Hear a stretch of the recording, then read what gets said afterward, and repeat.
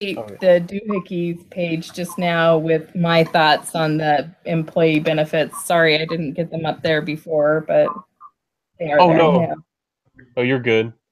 I was going to talk about that kind of at the end, but okay. No, you're good. Sorry to jump in. Thank you. So I guess we'll jump into the case here with the questions. Did anybody have any thoughts they wanted to share before we jumped into them? Made me have better feelings for the TSA agents than I do. I just see it from their perspective. Good point. Me too. Good point. Respect them a little bit. Yeah. I think they do get a bad reputation. Yeah.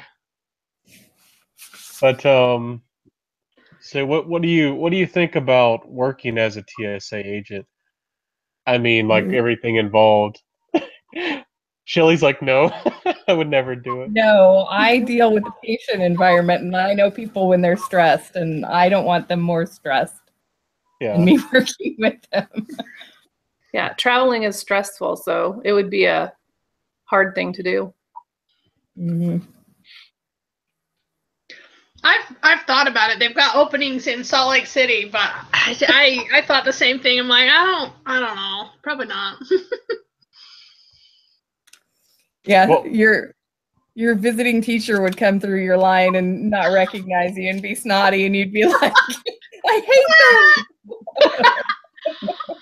them. They've got good benefits, though. That's the thing is, you know, as a federal employee, they've got great benefits.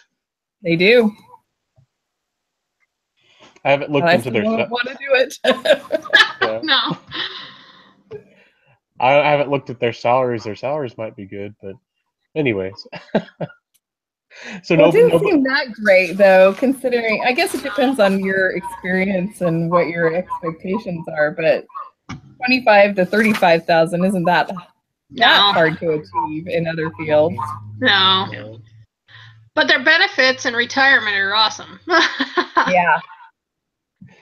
Yeah, if you can stick with it. I don't think I'd want to be a TSA agent either. Yeah. It just doesn't. I don't think it would fulfill me for like what I want to do. So. Yeah. But okay, nobody's had this job, obviously. Yeah. If you did have this job, I guess against your will. What would you personally like or dislike about it? Well, the thing that made me reflect on it was well, actually, I think it was a lady. I'm trying to see. The one that made the comment about the person who comes through with the baby and, you know, how it's my job or it's her job to make sure that that baby gets where she's going safely. I thought, okay, that's a good perspective. And keeping that in mind, I guess that would be how you deal with all the other crazy stresses that they have to go through. Yeah. You know, the perspective that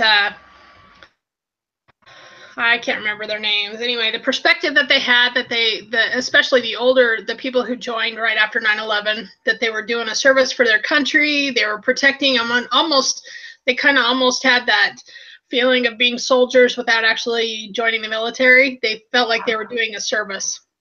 And so that, you know, if you've got that perspective, you feel like you know, even if you're getting paid for it or paid a lesser wage than you could, then there's a patriotism part of it. It's the newer generation that are like, you don't pay me enough for this garbage that you know. Yeah, I don't know. I don't think this is really jumping to questions, but that was a part of the case, that they saw it as like a stepping stone. And I think I remember there was one guy, I guess I almost wanted to call him a kid, but where they treated it like a video game or something. I was like, what? Whatever works. Well, I'll be glad to tell my son there's a future in video gaming at the TSA. We're just all prepared. Mm-hmm.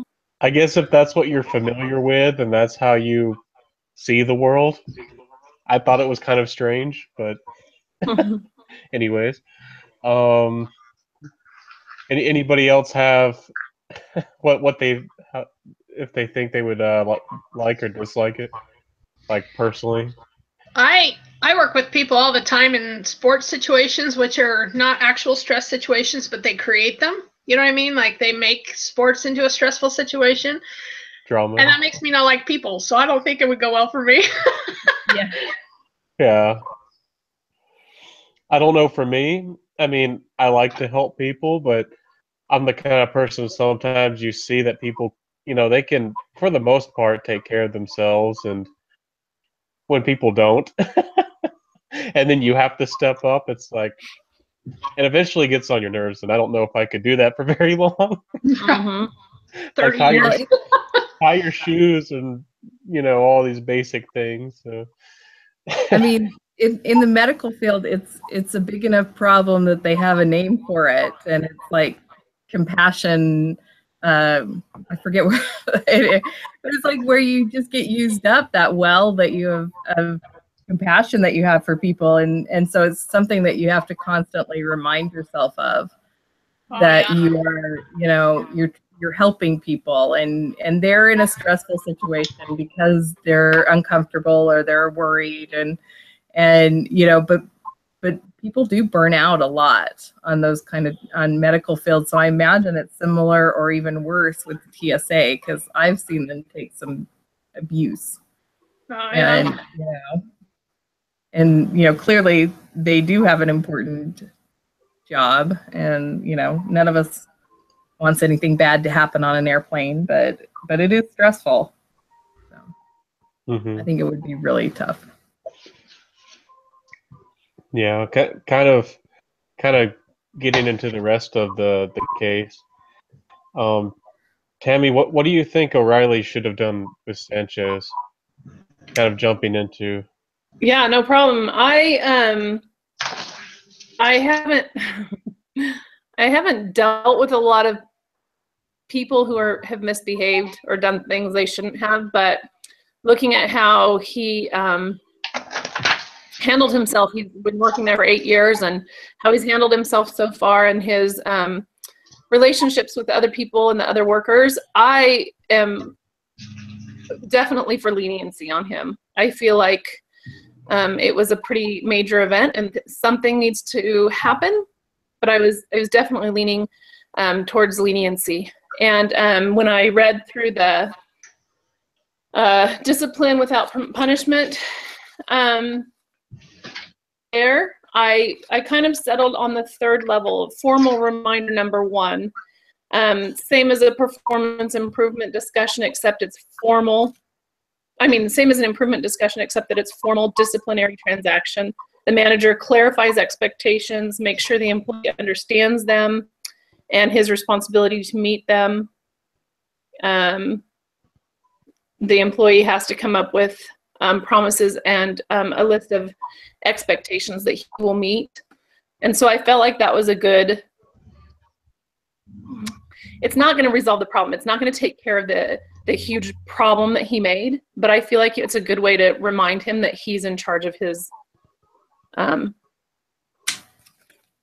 and taking care of the things that he's responsible for. Yeah, I thought the same way in our case and in our reading that they correlated. That there's a way to evaluate him and to help him improve instead of just immediately showing him the door. Yeah, I did feel like I don't know about disciplinary action, because I felt like he did do something wrong. He wasn't supposed to be on the phone. That's like number 1. And I mean, it was a little footnote at the bottom that's against the rules for the TSA, is they're not allowed to be on their phone. So he definitely, there's something needs to happen there. I just felt like there's a lot of history where he's done really well and he's a good employee, and that, one mistake shouldn't cost him his job. But I tend to be lenient anyway. I'm a do whatever you want kind of person. So. I guess I was more middle of the ground. I thought something should be done. I don't know what kind of rules they have. but I do agree that, you know, he can be worked with, and, Yeah. you know, there could be a good situation come of this. I think I personally, oh, sorry, go on. Oh, no, I was just going to say, I think you're right. I think it would be a mistake for the TSA. I mean, clearly he's one of their good employees. He's there because he enjoys the job and the responsibility, and to lose that asset over, you know, and I think that at the very end of the case where the federal security director who she talked to, he says mistakes are a fact of life. It's the response to error that counts. Yeah. And I think that kind of gives her a little bit, I mean, if she's concerned about upper management and how they're going to feel, it's like, we're taking a firm action. We're giving him a probationary period. He has to have a clean record through that, or else, you know, he's terminated. I think that's taken seriously enough. 6 months in that first level and a year in the second level, which is, I'm fine with that. I feel like that's fair. Yeah, I agree. You know, it makes me wonder, though, in that situation, you know, if we had been reading it without the personalized whatever, knowing that he's a single dad with a daughter at home, you know what I mean? I think we wouldn't be near as lenient if we didn't know his background. Yeah. So how many supervisors know the background of their employees, you know? Yeah. I think that would have changed it. If we just knew that he was on the phone without anything else, I think we would have been a lot less willing to put up, you know, to accept his mistake. Well, we already know too, though, that he's been an outstanding employee that's been very trustworthy. So, I mean, even without knowing his situation, but I do think they need to look at their policies. It bothered me that he was allowed to have 2 shifts where he got off work at 8 p.m. and then went to work at 3 a.m. Me too. I thought the same thing.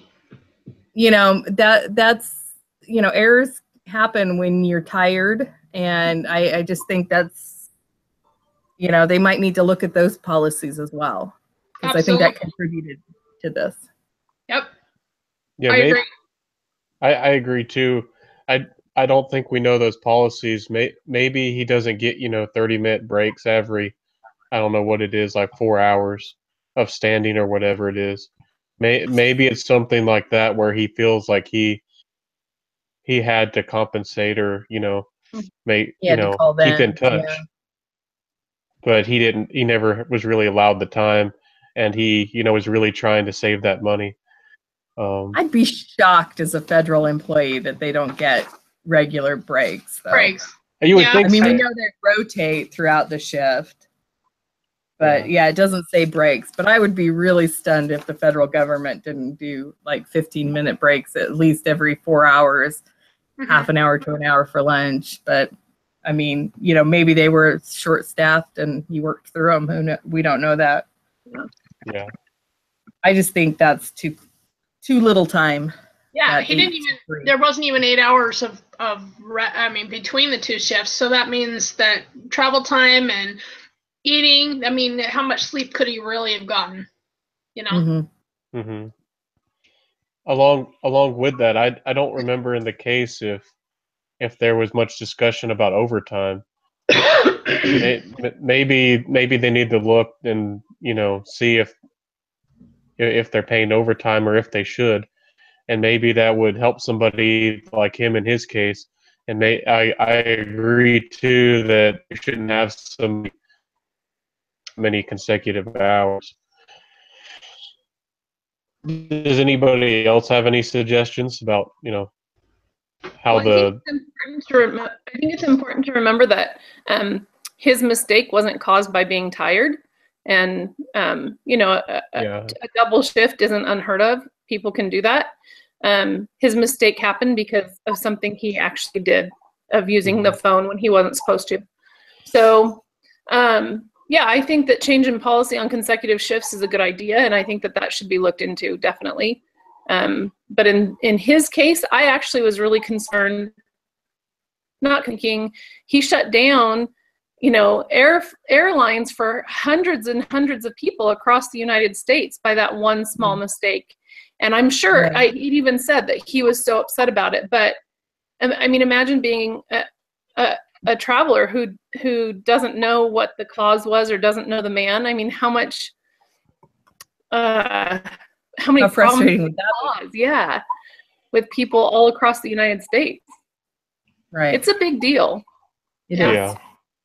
Yeah. And that's why the higher ups were probably, more willing to just say get rid of him, because I mean the cost down the line, I don't know, might have been thousands.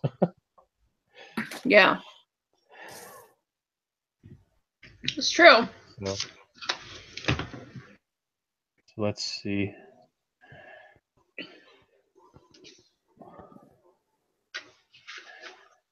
I guess we've kind of talked about some of these, but if Sanchez was fired, it's, I guess, who would replace him?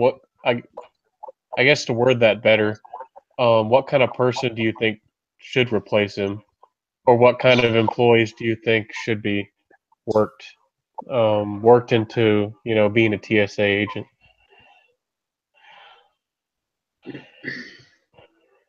I think there's in the case study, it kind of gave us the guys who joined when it was the beginning, and it was more of a patriotic move, something that they do for a specific reason.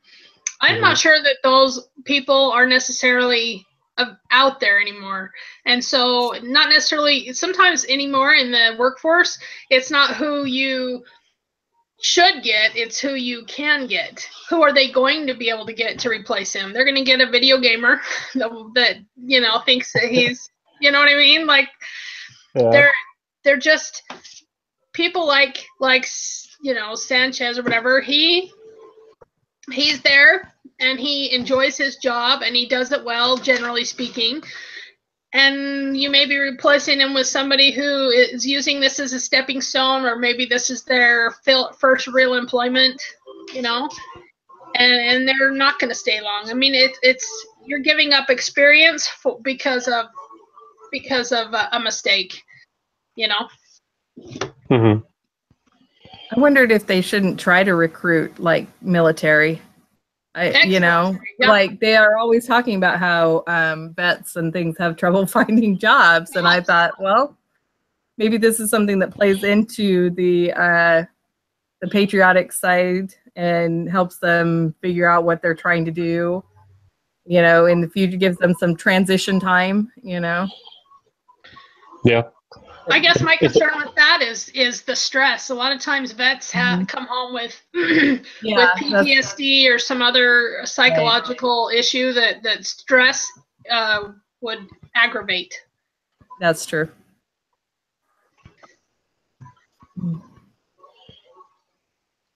Did you have any thoughts, Tammy? About military doing it? I don't. Employees in general. Yeah. Like who could they hire to replace a person like Sanchez, or what kind of employee? I don't think they be can. looking for? I don't think they can replace somebody like him with 8 years experience and passing up promotions because he likes the work. I mean, and he started that job because of the 9/11 attack. Like, that's not something you can just find in a guy who's looking for a job. Mm-hmm. So I don't think it's possible to replace him with an equal valued or employee. So if they get rid of him, they're going to have to be willing to take on whatever problems come with the next guy. Yeah. Yeah, I agree. I don't know specifically what kind of person. I mean, they would have to hire kind of what the question is going for. But I think they definitely have to do a cost-benefit analysis to see, how much training they have to do, and how often people, leave the business as a whole, or just move up in the business. So how that affects their bottom line and with hiring and everything else that goes on, and the mistakes that are made. They can't demote him. There's nothing below his position that they could demote him. Mm-hmm. So they can't use that as a disciplinary action. They can't promote somebody to his spot because it would be a lateral move. They'd be doing the exact same job. So I think replacing him is not going to work. Demoting him is not going to work. I think they have to keep him. I just don't know how to discipline him. I was thinking, I agreed about what you said about using that formal reminder. The other thing I thought is he should probably have to do like retraining. Yeah. You know, and I'm sure they have training manuals and videos that everybody goes through, and just, you know, have that be part of the, you know, he probably knows everything in there, but if, you know, but that could be part of it, you know. He has to go through that retraining and just make sure. Because I imagine after this many years, you would kind of get a little lax. You know, just as a tendency, you'd be like, I've done this, you know, 1,000 times, 1,000,000 times. Nobody's, you know, you would maybe lend itself to these sort of errors where you're like, oh, I've got 5 minutes. I know how this goes, you know. So. Well, and I also would like to point out that the guy who did the breach, who had the bag and went off where he wasn't supposed to go after, he was a seasoned traveler. He knew what he was doing. Yeah. He was cutting corners, and I feel like he should be in trouble. And I don't know how the TSA handles that, but he was partly to blame in this situation. I think he saw an opportunity and he took it, and you know, it's too bad that this guy is getting in trouble for it, but I think the traveler should be in trouble as well. Yeah, clearly they took him off the plane, right? Yeah, so got his bag. Had to go through some interrogation and everything there.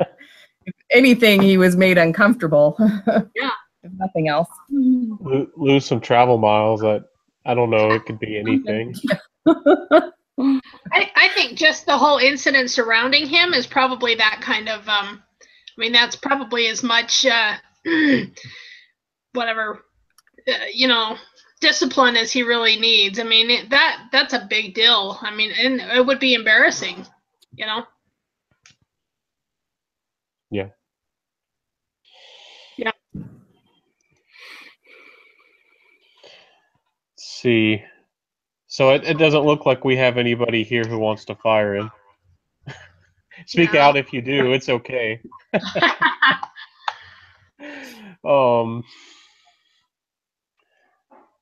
So we've already jumped and talked about if it was really Sanchez's fault, and he definitely is partly to blame. It talks about here that do you think the TSA contributed to the breach? I guess that's an interesting question. Do you think they have a policy, or they did anything personally that contributed to this situation? I think that's where Shelley's I think that's where Shelley's point was about looking at your policies, because about shifts that are too close together, you know.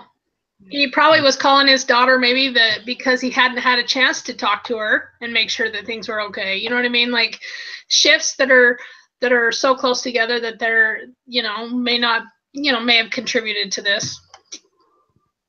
Well, because if he got off work at 8, and he's working an 8-hour shift, which we don't know that, he started work at 1 o'clock. So his daughter is not home from school yet, and then he gets home at 8, maybe sees her for an hour or two, you know, and then doesn't see her the next morning because he works at 3. She's in school.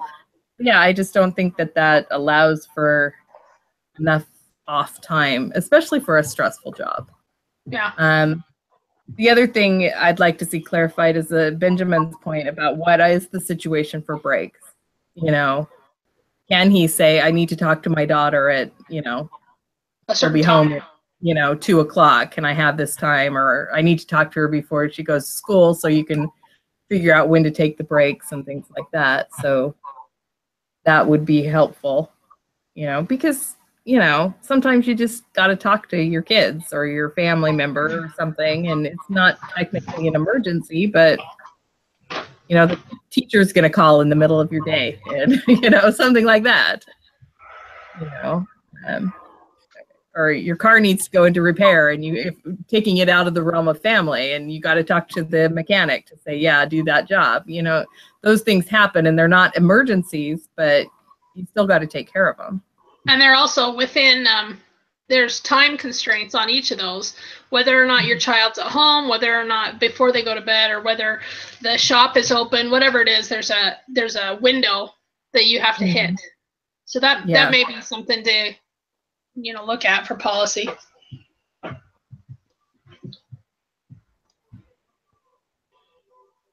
Yeah, those are good thoughts.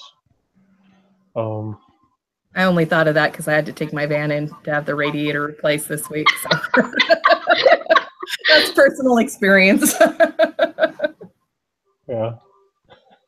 I feel like, I don't know, but I feel like in most situations, supervisors or managers, administration would be open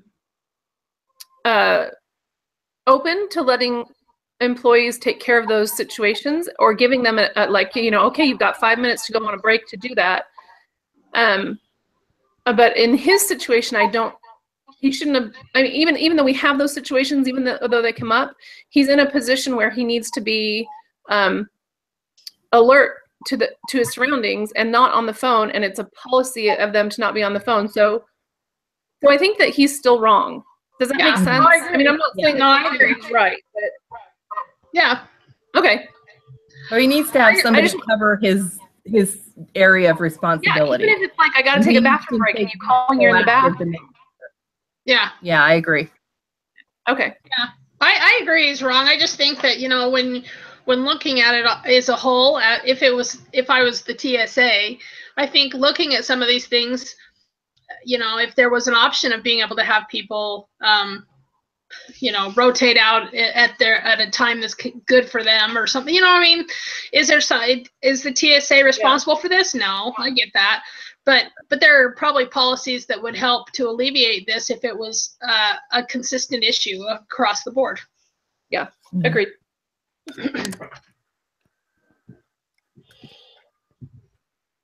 I guess jumping to another question, we've kind of talked about what the TSA maybe could have done or couldn't have done.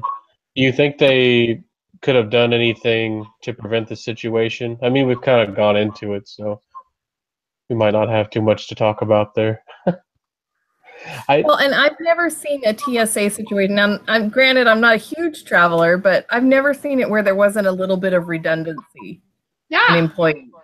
Why wasn't there anyone else at that station beyond Sanchez? So were they short-staffed? Was it just that it was in the middle of the night, maybe, that they didn't have as much staffing? But usually there's always at least 2 people. That's what I've seen before. That's another issue they need to maintain is there enough redundancy at the stations just for smoothing the flow of people? Well, or you know, the fact that you're not going to catch everything. One person is not going to see everything. And I was thinking maybe there's some way they can automate things better.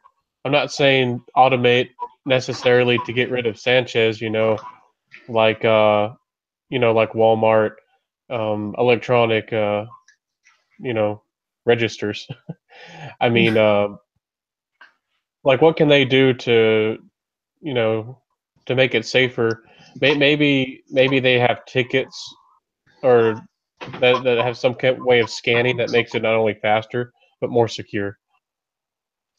Well, if this traveler was not supposed to go through that place, I mean, why is it an open? I guess maybe we needed more information. Did he come through an exterior door? Was he coming just into I mean, what kind of a checkpoint was it? But if it's an exterior door, why would it be open? Why would it be allowed to open from that side? Yeah, I don't know either. In my head, I just envisioned, you know, the entry, just the door going onto the airplane. I guess he could have rushed. Yeah, I don't know if that's the situation, but I guess he could have just rushed past him while he was on the phone. Because he was an exit lane monitorer, because that's the one place that they said they could move into. But that's the place where he was making the phone call from. So clearly there's no guarantee that that's, but yeah. So I'm just looking at the diagram. Did you guys see that? Oh yeah. In the exit lane monitor, I don't know if you can see, is here. Okay. And this is the sterile environment. So I think what happened, this is all the security. I think what happened is it was the traveler who went through the exit lane, the environment, without going through security. Oh, you're right. Which is why it was an issue. Okay. Right. He didn't go If I'm through. reading it right and reading the diagram right, that's what I think happened. But Yeah. that means the traveler who knew what he was doing skipped all of this and went into the sterile environment right by him on the phone right here. Oh, okay. Right. Oh, so that's a lot bigger than I thought. So Yeah. he skipped all the metal detectors, maybe, and everything. Yeah, that's why I think Yeah. the traveler should be in trouble. He wasn't already in a sterile environment. He hadn't gone through security. Right. Well, I mean, a little bit of that does fall on him, but it's like they definitely have a way the security can be breached. So Yeah. they need to that needs to be addressed too. Thanks for clearing that up. I really didn't. I guess look at Yeah, that I am. enough that I should have. That diagram's at the end of the case study, and actually it's set up really similar. So I live in Ventura, it's Southern California, so our airport is LAX. It's a huge airport. And it's set up, that diagram looks really similar to a lot of the terminals at LAX that we've used. And it's so now they have it set up where you go through like a pre-check, and then you go upstairs into a line for security, and that exit goes down a separate set of stairs to the side. So there's not people coming and going on the same set of stairs. And so I mean, that's why I feel like this traveler has a lot more responsibility in the case. I mean, he knew what he was doing, and he went up a separate area to get into a secure area that he knew he wasn't supposed to be in. He was trying to skip a line. Wow. I don't do that. know It doesn't mean they kick you out. You don't get to stay. So I don't know. I think he should be in bigger trouble. Yeah. I can see that now. The one, I guess that's a good lead into the last big question, really. Each one, it asks each one of us to like write down a percentage. I guess we don't really have to write it down, but I guess if you did a percentage out of 100, it's like, how responsible do you think he is? Sanchez? For the breach? Yeah, Sanchez for the breach. A lot. Well, yeah, that's. I mean, clearly the guy flying has. I mean, he's the one who decided to make that choice, and he has a lot of responsibility. But that's why they have someone monitoring that exit lane. Right. Whether or not that's just somebody confused or whatever, he's supposed to be there. Right. So I think. One other thing I just wanted to point out too is that his job is a monitor. He is not police. He doesn't get to like take the guy down. If he had seen the guy go by, if the guy had gone by him, his job was to shut the area down. So the problem came because he didn't shut the area down, and then somebody that saw it happen got up to the front of the line and said something, right? Right. So it was that time in between the guy going by and shutting it down that was the problem. So I think that he has a lot of responsibility in it. I think that, I don't know what a percentage would be, but it's a lot. Yeah. I think that guy would have gone by anyway, even if he'd been paying attention. He just would have been able to shut the situation down faster. Yeah. So like maybe 85%, like he really, it was his job. That was his job. Yeah. Or even 100%, because it's still his job, even if the traveler made a poor choice. It's still his job. I agree. I feel like it's his fault. Yeah. He should have been on the phone. I mean, despite the, I've said that I think the policy, not the policy, the procedure should be better. Like maybe they could have swipeable ID cards at that location. But I agree with y'all. It's still his fault. Mm-hmm. Which makes it hard to decide what to do to discipline him, because even though it's his fault that it happened, it's not his fault that the guy did that. Yeah. Yeah. So And there's so many of other. I mean, he's been so good and for so long that a mistake is still a mistake. You know. Yeah, and I mean, none of us have never made a mistake at our jobs. It's just that he has a highly responsible job, you know. Yeah. And so it's a higher standard. So but I mean, you know, he's human. Mistakes are going to happen. So when I made a mistake at my job, my kid was hungry until he had dinner. So then everything was fine. Yeah.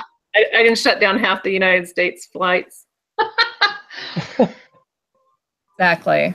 So that's where it becomes, you know, clearly there has to be some kind of recourse, and there has to be a strong recourse. But I think, you know, like Tammy said, it's not going to be possible or likely to replace him.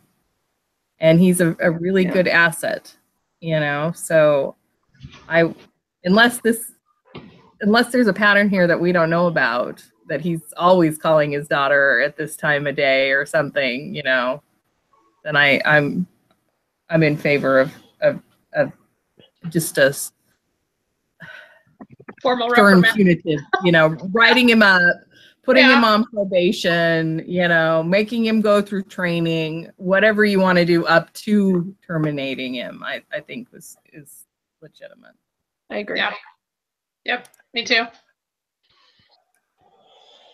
Yeah. Well, that's kind of the end of that discussion.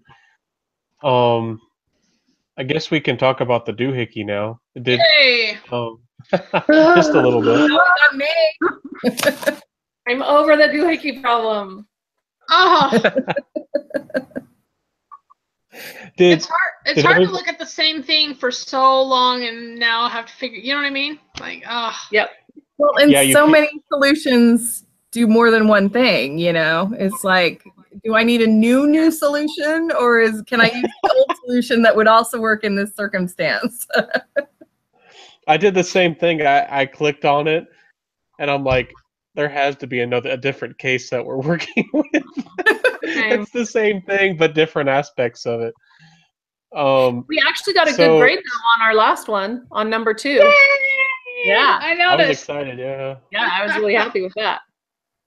We just need to make sure we add references and stuff, but at least.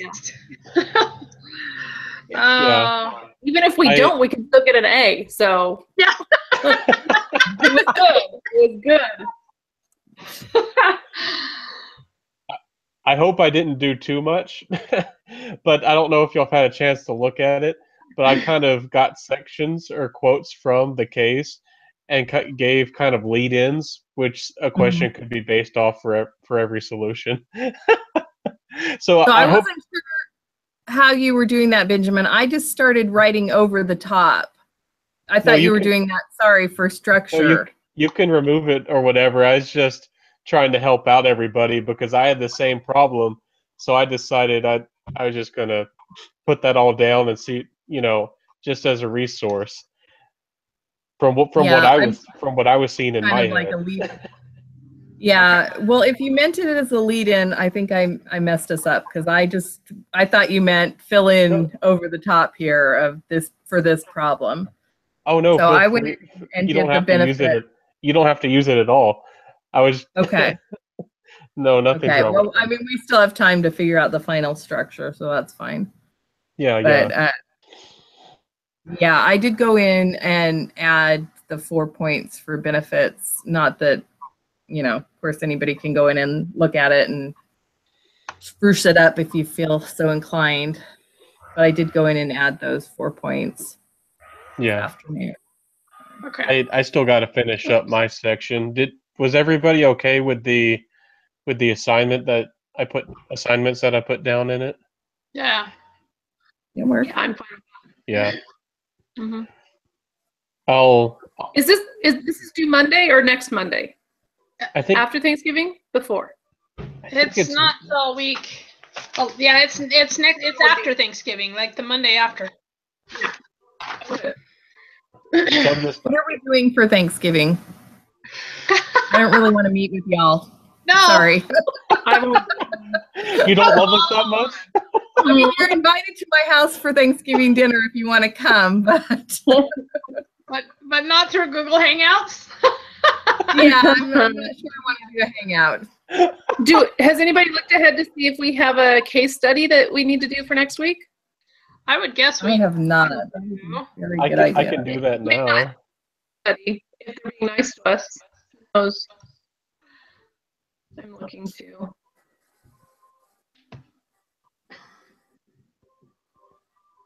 Let's see.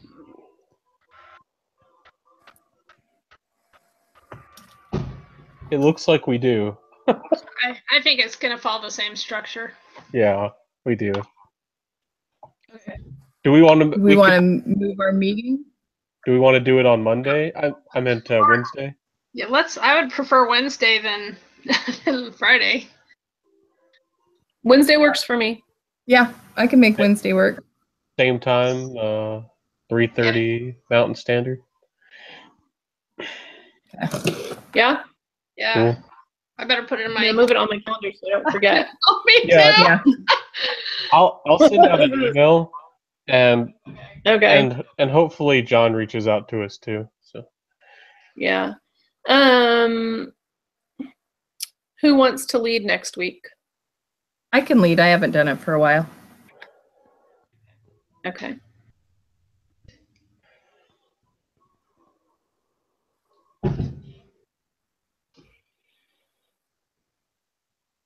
So we're gonna meet on the 22nd, right? Wednesday the 22nd at 3:30 Mountain Time. Yes. Yep. I changed it, so I should remember.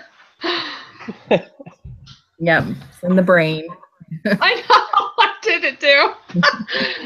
Oh.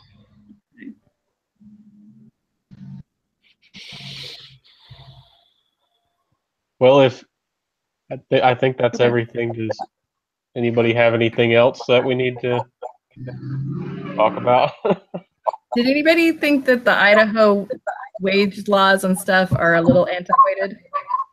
A little ridiculous, yeah. Yeah. I was like, man, I don't want to work in Idaho.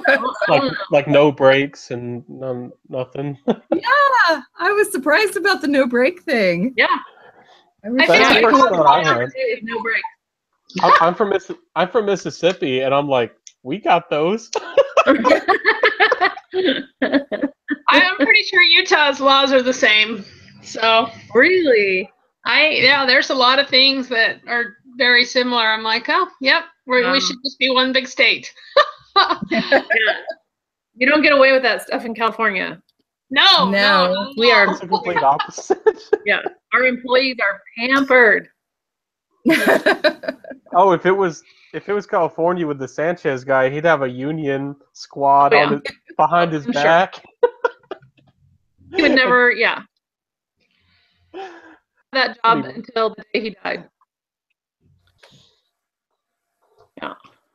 All right. Funny. Yeah. We'll email the link to this video. Yeah. Thank you for recording all of these. We've depended on you. Yeah, of course. That's a good thing. You're a hero. No problem. All right. Y'all have a great week. You too.